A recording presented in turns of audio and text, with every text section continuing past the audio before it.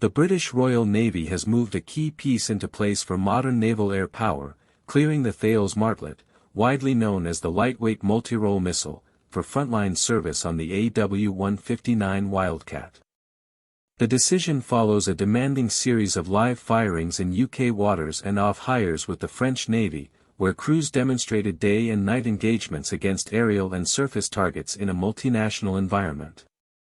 In parallel, Sea Venom reached initial operating capability on October 2, 2025, restoring a heavier precision strike option from the helicopter. Together, the two weapons give Wildcat crews a complementary, light and heavy, toolkit designed to counter drones, fast inshore attack craft, and even patrol craft or corvette-sized vessels, closing a capability gap that has been increasingly visible as uncrewed threats multiply. Trials began in Cardigan Bay, where the Aberporth ranges provided representative fast inshore targets in the form of remotely operated surface craft.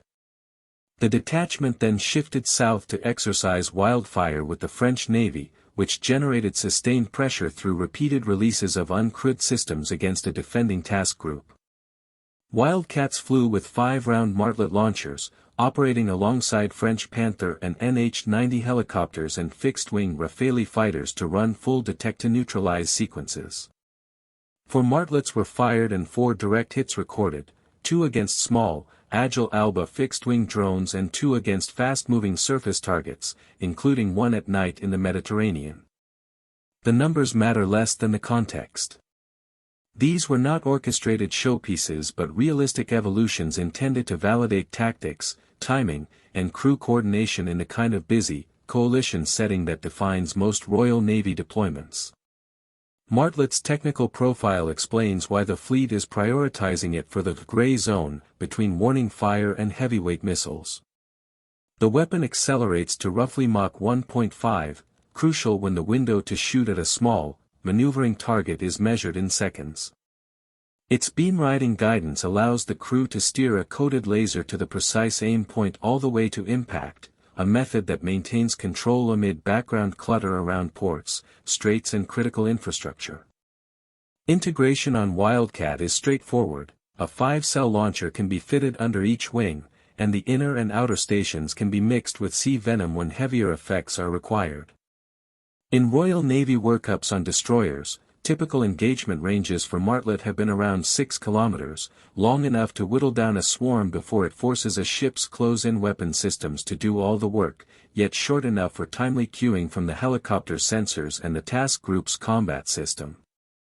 Operationally, the Wildcat sits in an awkward but critical band of maritime security, beyond the reach and accuracy envelope of heavy machine guns, but short of the tactical and financial logic for long-range anti-ship missiles.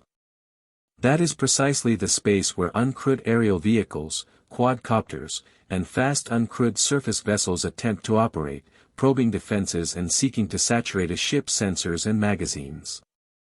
Martlet allows the helicopter to fire quick single shots or pairs, thinning out an attack before it grows into a problem for the host vessel.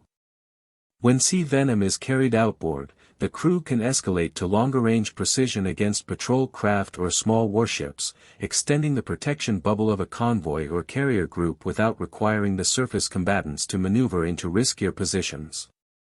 The same test program also exercised the M3M.50 caliber door gun to refine warning and last-ditch procedures at very short range, practical details that matter in congested waterways and around offshore platforms where split-second decisions can have strategic consequences.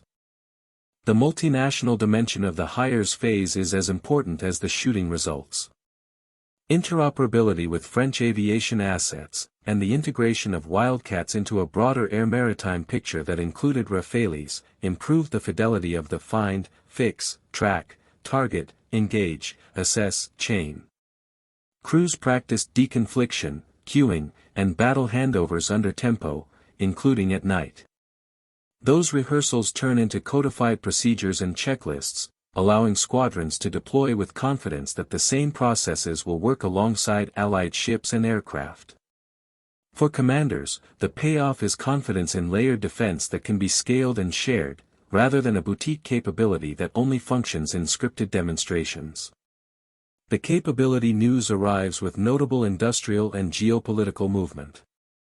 On October 10, the UK government confirmed that several hundred Martlet missiles had been delivered to Ukraine 5 months ahead of schedule under London's ongoing assistance programme.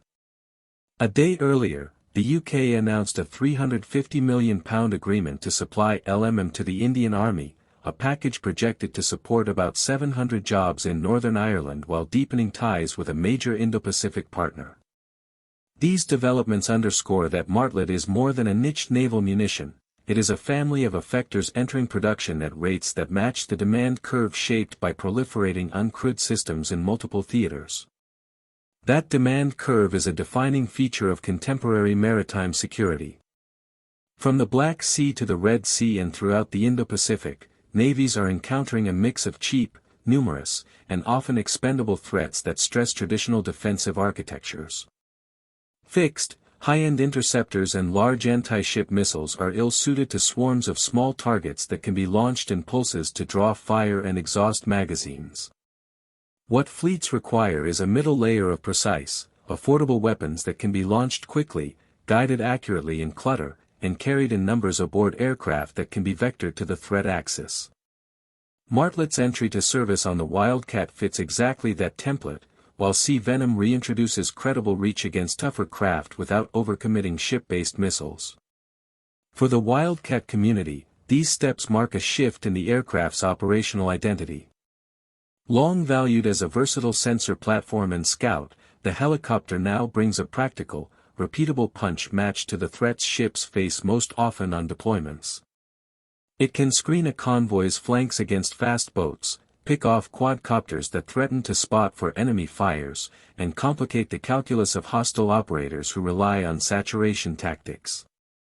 The trials also flatten the learning curve for crews by translating range success into procedures tested with partners, at night, and against multiple target types. The lesson is that the helicopter's value is multiplied when its weapons are integrated into a wider command and control fabric, where queuing from allied platforms and rapid targeting cycles allow quick, economical shots before a situation escalates. Strategically, the Royal Navy gains a deterrent message as well as a practical toolset. Potential adversaries studying recent engagements will recognize that the Wildcat, Martlet, Sea Venom combination allows British task groups to apply measured force at multiple ranges without resorting to disproportionate responses. In contested littorals, that flexibility reduces the risk of miscalculation. A helicopter can issue a warning burst, disable a fast boat, or hold larger craft at risk, all while the host ship maintains maneuver freedom and preserves magazine depth. In peacetime patrols around vital infrastructure, the same qualities translate into routine, credible enforcement that does not tie up high-value assets. The pace of change in the threat environment argues for continuing iteration. As more uncrewed systems appear at sea, cheaper, stealthier, and sometimes networked, the Wildcat will benefit from tighter sensor fusion, refined rules of engagement for beam-riding shots in crowded sea lanes, and logistics that keep missile stocks healthy through prolonged deployments. But the core point is already visible. By certifying Martlet for frontline service and bringing Sea Venom to IOC, the Royal Navy has equipped its Wildcats with the kind of layered, scalable precision demanded by today's maritime security challenges. It is a capability tailored to how adversaries actually fight now, not a vision anchored in past conflicts.